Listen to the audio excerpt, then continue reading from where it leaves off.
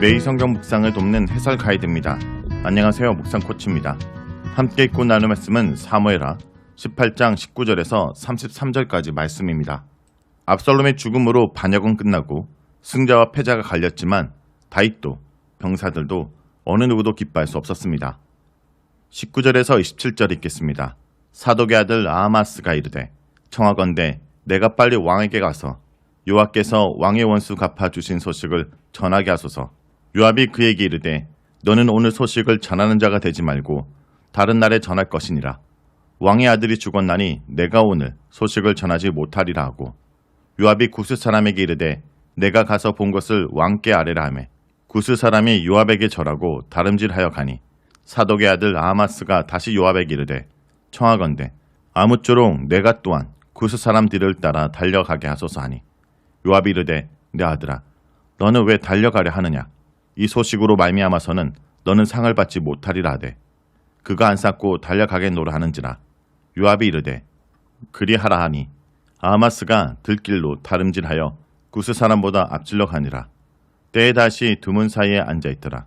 파수꾼이 성문 위층에 올라가서 눈을 들어보니 어떤 사람이 홀려 달려오는지라. 파수꾼이 외쳐 왕께 아뢰매 왕이 이르되 그가 만일 혼자면 그의 입에 소식이 있으리라 할 때 그가 점점 가까이 오니라. 파수꾼이 본즉 한 사람이 또 달려오는지라. 파수꾼이 문지기게 외쳐 이르되 보라 한 사람이 또 혼자 달려온다 하니 왕이 이르되 그도 소식을 가져오느니라.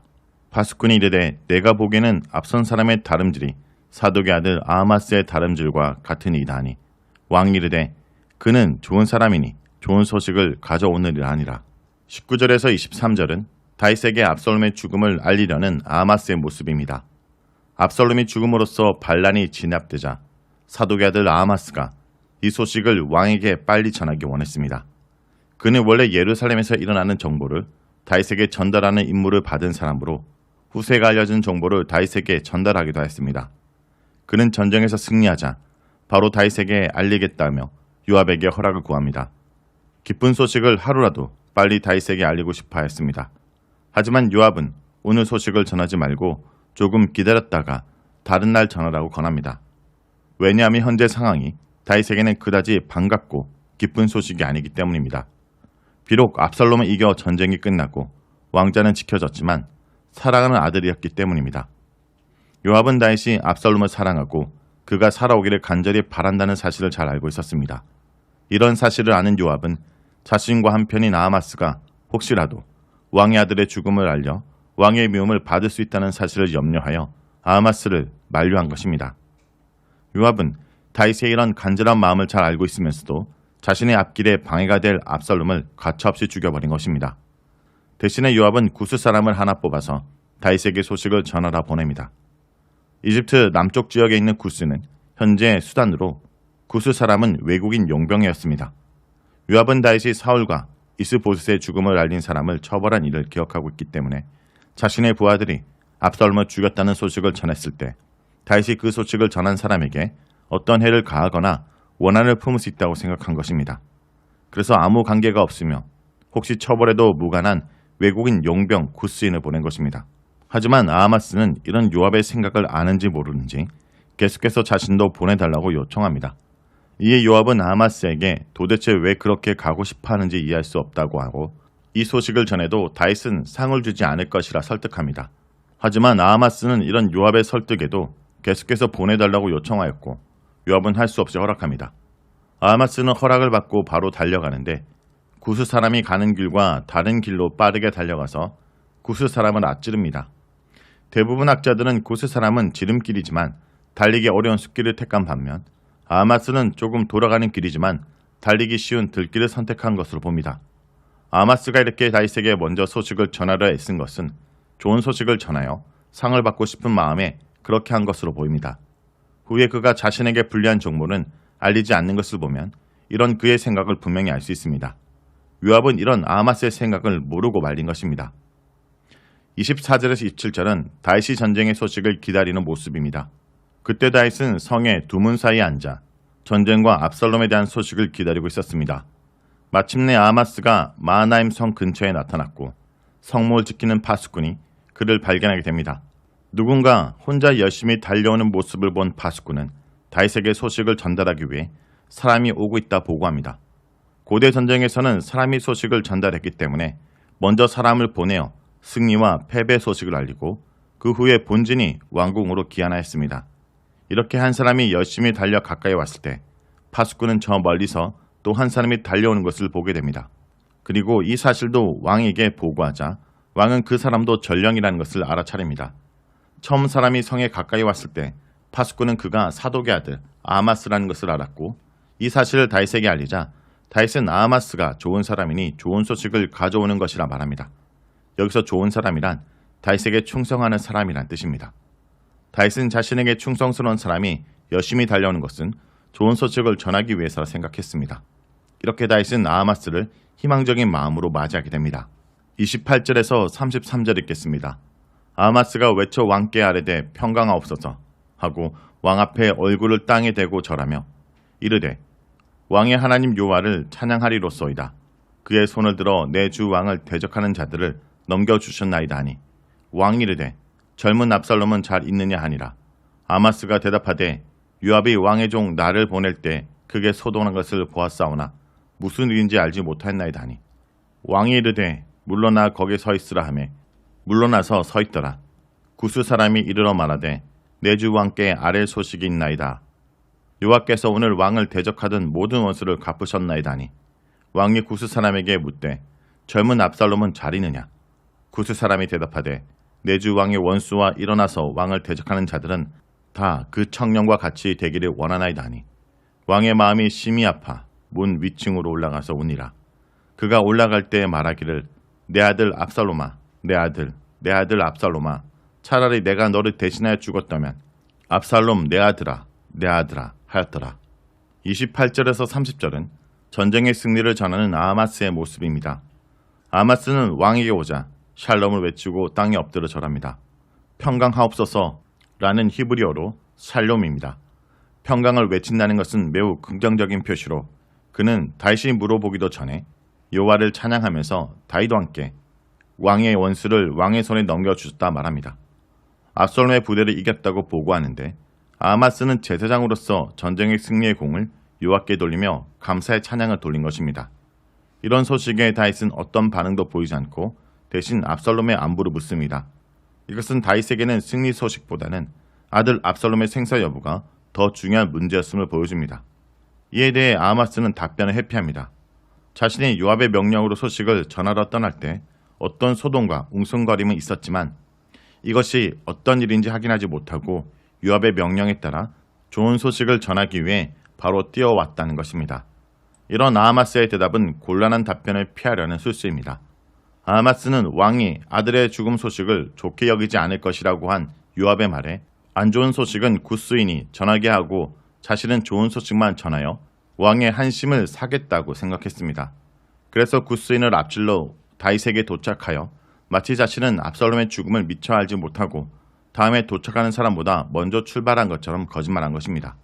이런 아하마스의 모습은 매우 영악하게 보이며 권력과 상에 대한 강한 탐욕을 보여주고 있습니다. 압살롬의 소식을 모른다는 아하마스의 말에 다윗은 더 이상 질문하거나 아하마스를 칭찬하지 않고 바로 구스 사람을 부릅니다. 현재 다윗에게 가장 중요한 관심사는 압살롬의 생사 여부였기 때문입니다. 31절에서 33절은 압살롬의 죽음을 전하는 구스 사람입니다.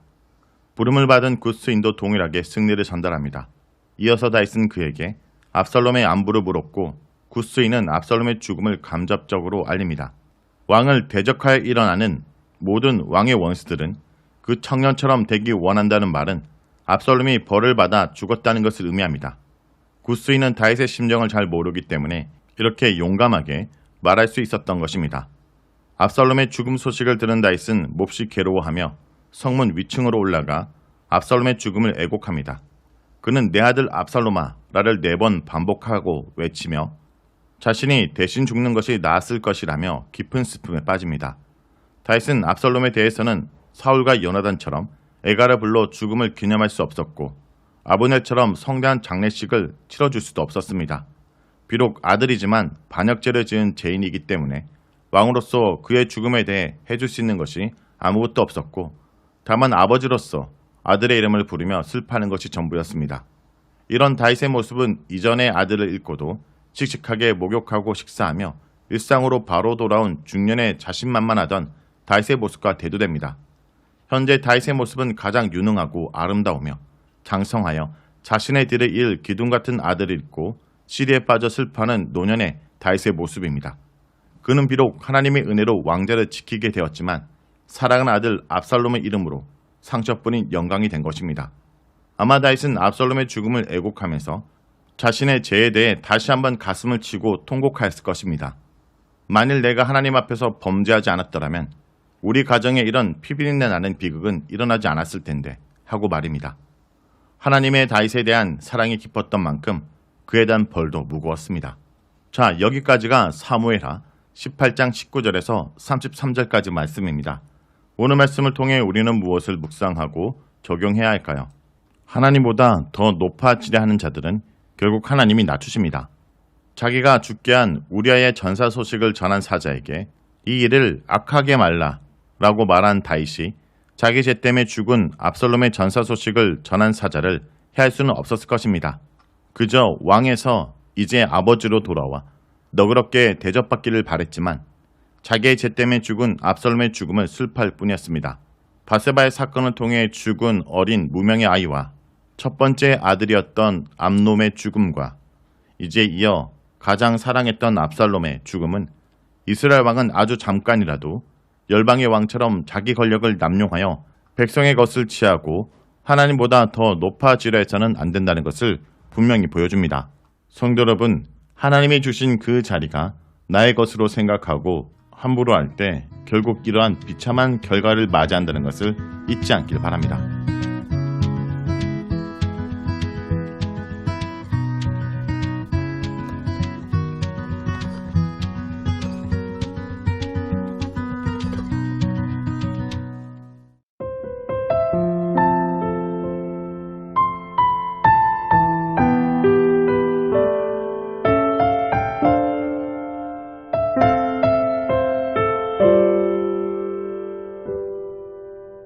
하나님이 날 참 사랑하시네. 하나님이 날 참 사랑하시네. 하나님이 날 참 사랑하시네.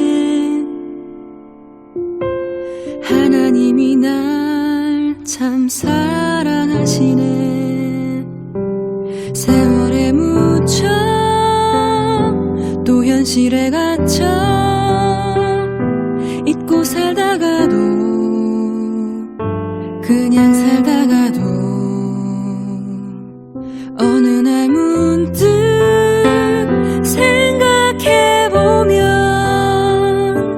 하나님이 날 참 사랑하시네.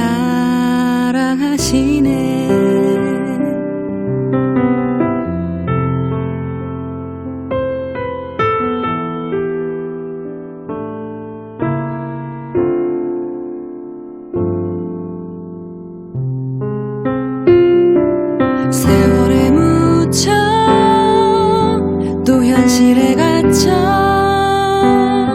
잊고 살다가도 그냥 살다가도 어느 날 문득 생각해보면 하나님이 날 참 사랑하시네. 하나님이 날 참 사랑하시네. 하나님이 날 참 사랑하시네. 하나님이 날 참 사랑하시네. 하나님이 날 참 사랑하시네. 하나님이 날 참